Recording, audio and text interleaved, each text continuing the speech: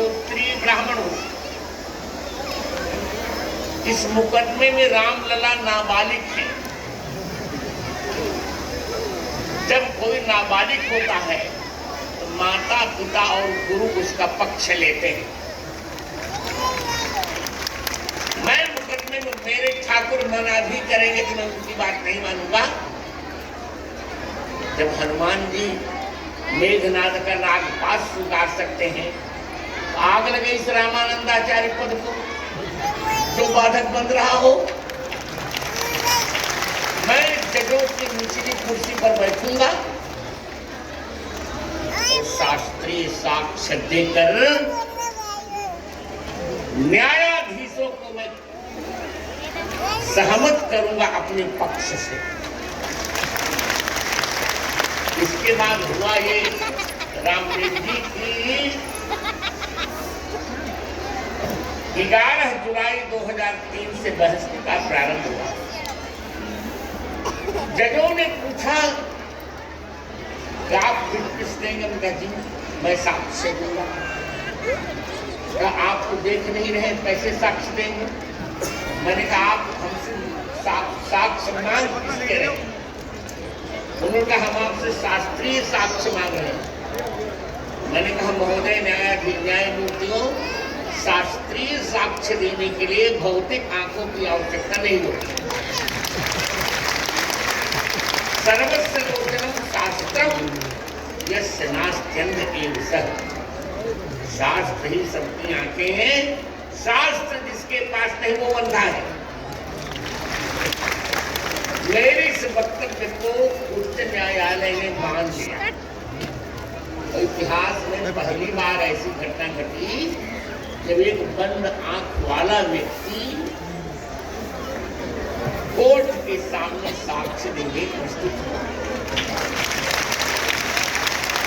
3 जजों का पीठ सुन रहा था उस वक्तव्य। 3 जजों का पीठ सुन रही थी। आप सुनकर और आश्चर्य होगा। मुझे चुप कराने के लिए या असंतुलित करने के लिए वकील को विपक्ष ने 45,000 अमेरिकन डॉलर दिए। पर आप लोगों का पुण्य था, पुण्य हमारे रामदेव स्वामी का है। इनको मैं बहुत प्रेम करता हूँ। मैं बहुत हम अस्मै बहु स्नेहिया प्रकामम स्नेहिया में कोई चाटू करता नहीं। मैं सिंहासन पर हाथ रख के कहला हूँ मेरे क्या चाटता था? पैसा कितना किसके लिए चाट करके करूँ? अस्मै बहु स्नेहिया में मैं रामदेव जी को जजों ने प्रश्न करना प्रारंभ किया। विपक्षी वकील ने अनेक प्रश्न किए। अन्य गवाहों को जो 9 महीने रुलाता था उसको मैंने 7 दिन के अपने उत्तर में अपने एक उत्तर से मैं उसके 50 प्रश्नों का समाधान करता था। अंत में जब हार गए दोनों ने हथकंडा अपनाया कि राम जन्मभूमि के संबंध में वेद में कोई प्रमाण है क्या? वेद का प्रमाण बताइए। तो मैंने जो उत्तर दिया था स्वामी जी, मैंने कहा यद्यपि चारों वेदों में संपूर्ण राम कथा उपनिबद्ध है, वेद का कोई ऐसा मंत्र नहीं है जहां श्री राम कथा नहीं है। मनोज जी, मैंने कहा न सोस्ति वेदो नहीं यत्र रामः न तत्पुराणम नहीं यत्र रामः। रामदेव जी न संहिता सा नहीं यत्र रामः न से इतिहासो नहीं यत्र रामः। वह वेद नहीं है जहाँ राम जी नहीं है, वह पुराण नहीं है जहाँ राम जी नहीं है, वो संहिता नहीं है जहाँ राम जी नहीं है, वो इतिहास नहीं है जहाँ राम जी ने। फिर भी मैंने कहा न्यायमूर्तियों आपके संतोष के लिए अब मैं बता रहा हूं। मैंने कहा अथर्ववेद के 10वें कांड के 31वें अनुवाद के द्वितीय मंत्र में स्पष्ट लिखा है अष्टाचक्र नवद्वारा देवानां पूरयोध्या यस्यां हिरण्मयः कोशः स्वर्गो दूतिसावृतः। 8 चक्रों वाली 9 द्वार वाली इसमें कोषाकार स्वर्णिम भवन है। उसमें जो राम स्वर्ग है, स्वर्ग से साकेत से चल के इस भारत भूमि पर आए। अरे रुको यार,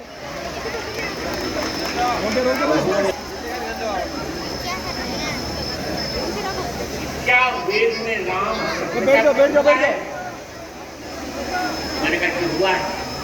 आज बैठ जाओ ऋग्वेद के संबंधन का 65वां सूक्त है भद्रो भद्रया सचमान आगात सकारं चारो अभ्येति मुक्ता पुरुषस्थिर परमय रवि राम सायण का भाग से देखा वही निकला जो मैं कह रहा था। भद्र आप लोग शांत रहे, थोड़ी देर फिर माइक दे रहा हूँ लोग। आप शांत रहिए, शांत भैया जी शांत। ये आवाज तो कह रहे गुरु जी बोल रहे हैं और बैठ जाए जो जहाँ खड़ा है वहीं बैठ जाए। मैंने कहा भद्र है, रामभद्र है। वीडियो बना लेते भगवान रामभद्र भद्रा कल्याण में सीता जी के साथ वन में आए। इसके पश्चात ससारन चारों अभ्येति पश्चात परदारलम कुट रावण बहन के समान सीता जी का अपहरण किया। इसके बाद पश्चात शुक्र के प्रतिष्ठा अग्नि के समान तेजस्वी भगवान राम ने नोकीले बाणों के साथ और सुंदर पूंछ वाले बानरों के साथ रावण पर आक्रमण किया और रावण का वध करके फिर वर्णय विराम स्थान अग्नि में परीक्षित होकर जाजल्यमान तेज के साथ सीता जी अभिरामम अस्थान राम जी के समक्ष आ गई। उन्होंने पूछा क्या सीता जी का भी नाम रामायण वेदों में हम रखी है? सीता जी का भी नाम वेदों में है। अर्वाची सुभगे भव सीते वंदामहे त्वा यथा न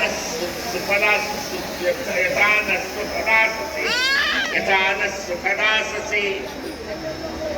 जनक जी ने प्रार्थना की जब पृथ्वी से सीता जी युवावस्था में प्रकट हुई, किशोरावस्था में, अर्वाची सुभगे भव, हे सीते अर्वाची हो, अब छोटी सी बालिका बन जाओ। सीते बंदा महे त्वा, हे सीता जी आपका हम वंदन करते हैं। उन्होंने पूछा कि क्या राम जी के स्वयंवर का भी वर्णन वेद प्रकार जी है? इंद्र सीता निगृहणातु तम पूषा चानो अक्षतु, वेद कहते हैं इंद्र है, इंद्रो माया विप्रीयते, कौशलेंद्र भगवान सैव धनुष तोड़कर सीता जी को ग्रहण करें। इन उदाहरणों के पश्चात जो मुस्लिम थे उन्होंने हाई कोर्ट में यह वाक्य कहा, मेरे लिए Swami ji you are divine power.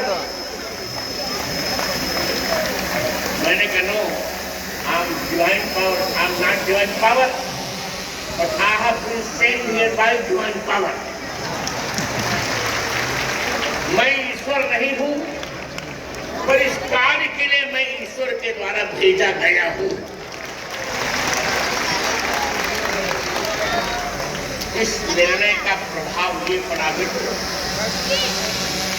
मैंने 441 प्रमाण दिए थे और जब खुदाई हुई तो 437 तो स्पष्ट निकले, 4 के अस्पष्ट थे, वे भी प्रमाण कोर्ट ने स्वीकार कर लिया।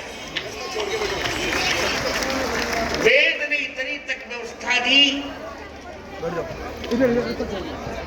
कि राम जन्मभूमि से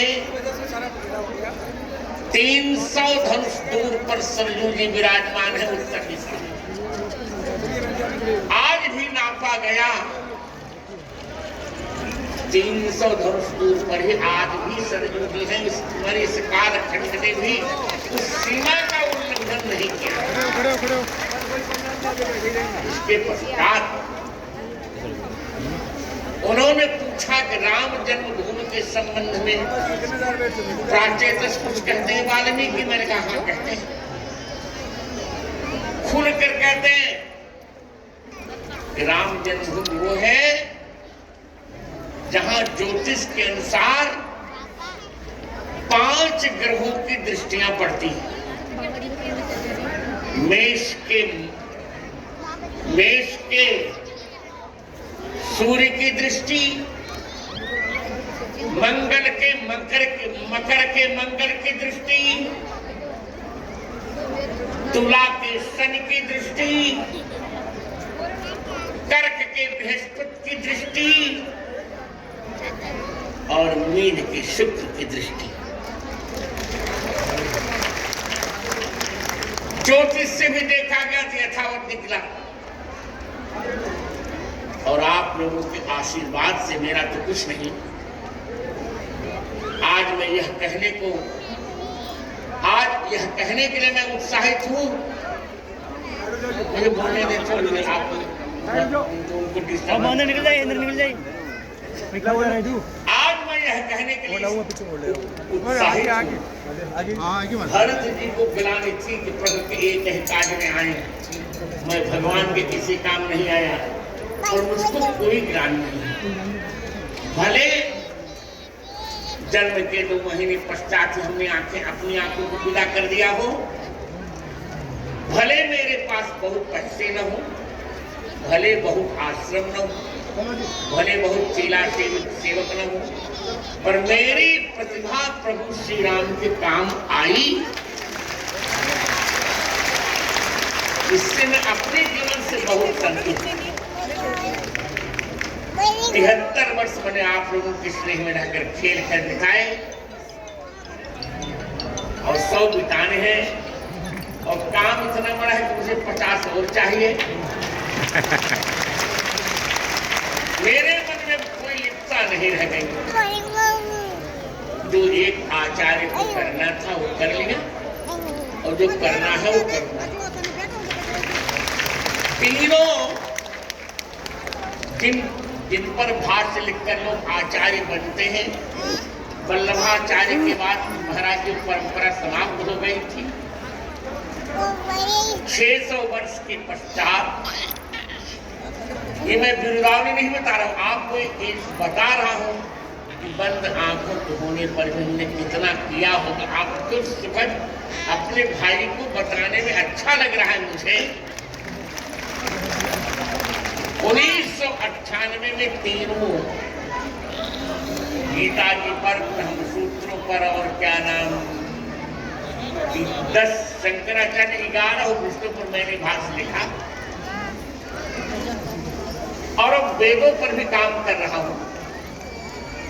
संपूर्ण वेदों पर पाणिनि के अष्टाध्याय पर लिखा छप रहा है। रामदेव जी ने कहा था छपाएं, पर भारत सरकार छपा रही है। आप निश्चित आपको मैं अगली 14 जनवरी को, जब मेरा 75वां अमृत